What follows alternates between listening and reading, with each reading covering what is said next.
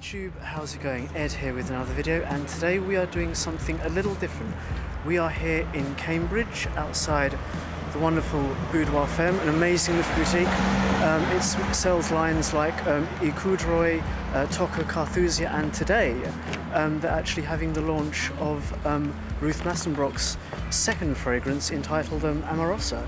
So there's going to be a little launch doohickey, there's going to be some champagne, a little Q&A session. She's going to describe the raw materials that she used to make it, the inspiration behind the fragrance, and also, hopefully, I will be able to have a little chat with her myself and ask a few questions of my own. So stay tuned, and we're going to go inside. Okay, we are now inside Boudoir Femme. We've been lucky enough to grant access to film and bring you guys something a little special. In front of you, as you can see, is the second fragrance by Ruth Mastenbroek entitled Amorosa, and she's been kind enough to answer a few of my questions, which hopefully you guys at home will find fascinating. Hello, Ed. Hello, Ruth. Thank you for your time. It's a pleasure to meet you. What was it that inspired you to create this modern floriental, and what was the inspiration behind the note selection, and in particular the use of watermelon in the top? I've always loved Italy, and recently, over the last few years, I've discovered a new part of Italy. And I realized that as I was searching for notes to combine, in a way that was beautiful and completely different from my signature fragrance, it developed into an expression of this love affair with a new part of Italy.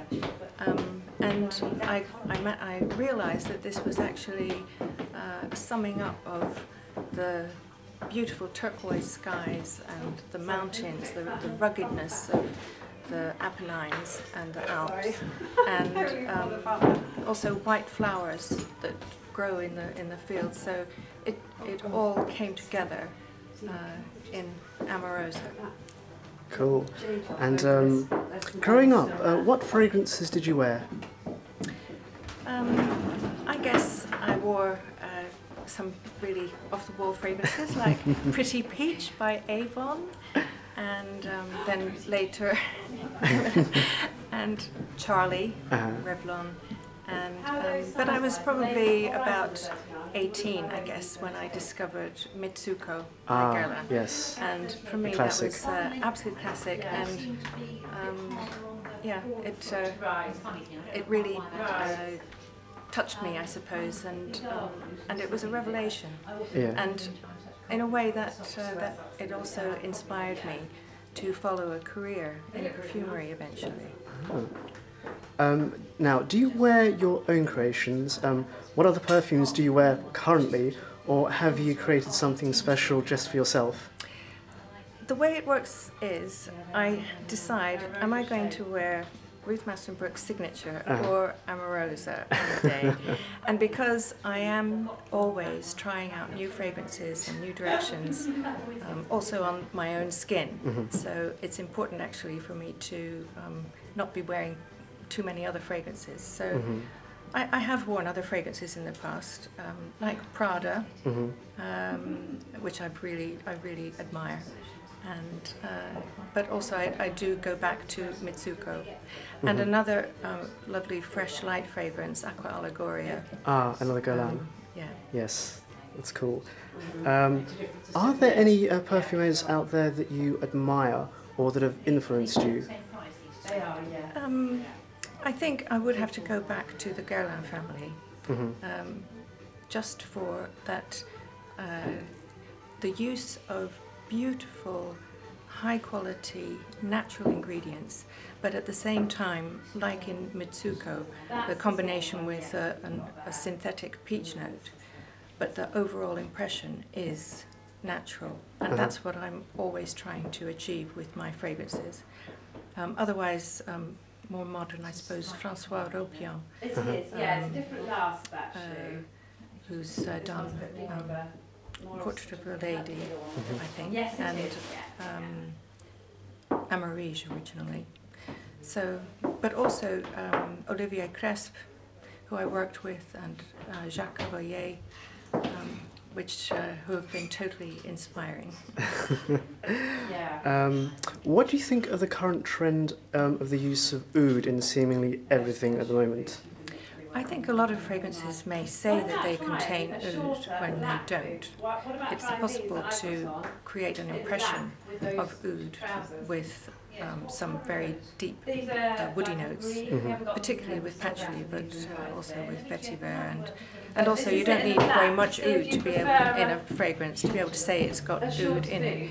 I think it is really a bit. It's been the term has been overused. But I think there is a market out there. Obviously, a lot of people are enjoying this note that oud represents for them. So, yeah.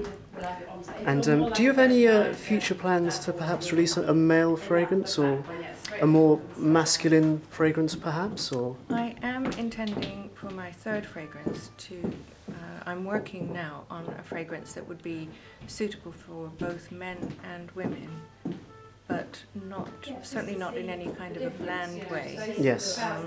Still with some really strong woody and ambery base notes. That's what I'm expecting and experimenting with. But with something else unusual that I can't give away yet. And finally, what are your future plans for the brand? Where do you see yourself in 5 to 10 years' time? I see myself in niche shops and boutiques, lovely like such as the wonderful Boudoir Femme here in Cambridge? Yes. But also perhaps in other international markets. In fact, Ruth Mastenbroek's signature fragrance, the collection, is going into a lovely shop opening in Holland from the 1st of October. And so yeah, that's the way I see myself going, definitely. Cool. Excellent. Thank you very much for your time, Ruth. I know that you're a very busy lady and it has been an absolute honour to meet you. Thank you so much.